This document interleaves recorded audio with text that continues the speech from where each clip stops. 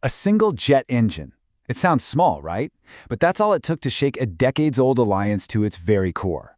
Today, we're going to unpack how one piece of Russian hardware is literally redrawing the map of global power, testing old friendships and forging new, pretty dangerous ones.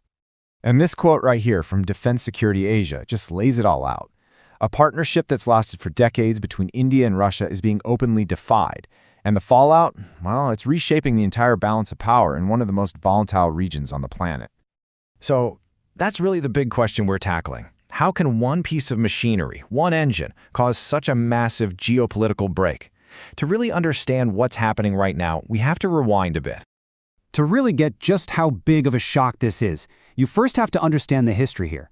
For decades, the India-Russia defense relationship wasn't just, strong. It was seen as practically an unbreakable bond.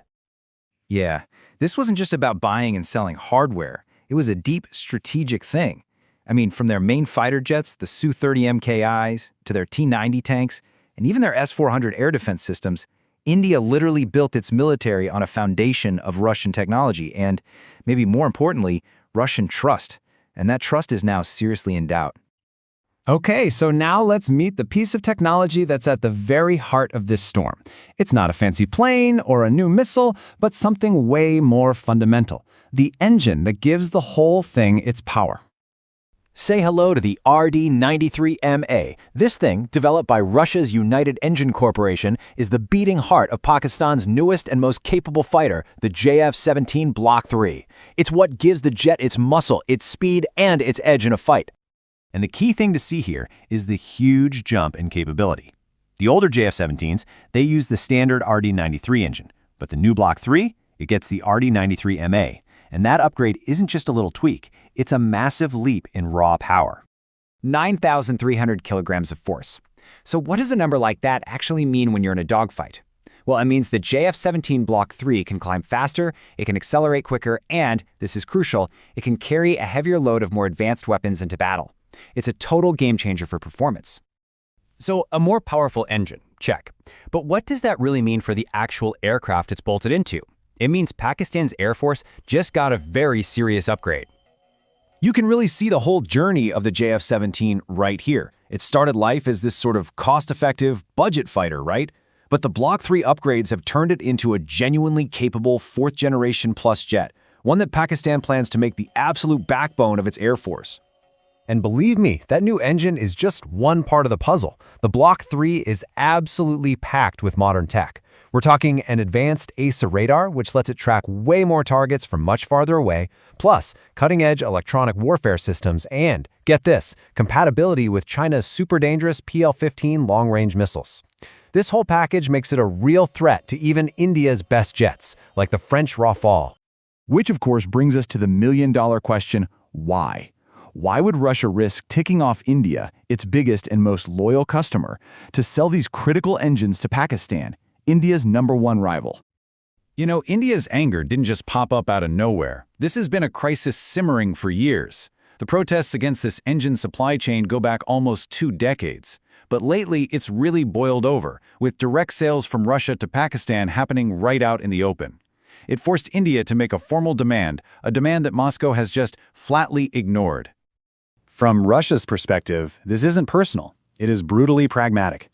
Crippling Western sanctions mean Moscow is desperate for new defense customers and cash. At the same time, Russia is more dependent on China, Pakistan's all-weather ally, than ever before. So for Moscow today, its own economic survival and that new alliance with Beijing simply outweigh its old friendship with New Delhi. It's cold, hard math. So this one decision is having this massive ripple effect. We're not just talking about a single arms deal anymore. We are literally watching the geopolitical map get redrawn in real time. For decades, the teams in this region were pretty clear, right? You had the strong India-Russia partnership on one side and the unbreakable China-Pakistan axis on the other. The lines were drawn. It was simple. And now? Just look at how that's all changed. Russia is being pulled firmly into a new Eurasian bloc with China and Pakistan. And what does that do? It shoves India into accelerating its own pivot towards the West, deepening its defense ties with countries like the United States and France for the kind of tech it used to get from Russia. For India, this whole thing is a massive wake-up call. It's a clear signal that its long-term reliance on Russia is now a strategic vulnerability. So what are the options? Well, the only ones left are to build its own technology, like its new AMCA stealth fighter, and to build much stronger partnerships with the West. So, where does all this leave South Asia? Well, the old rules are gone, and in their place is a new, and frankly, a far more dangerous and uncertain reality. So when the dust settles, the final score looks something like this. Pakistan gets a major strategic win, closing the technology gap. India now has to deal with a much tougher adversary and completely rethink its defense strategy. Russia gets some much-needed cash, but it loses a reliable long-term partner and becomes even more tied to China. And the rest of the world? We get to watch as another old alliance fractures. This whole saga, and remember, it all started with a single jet engine contract, it really leaves us with one final, pretty sobering thought.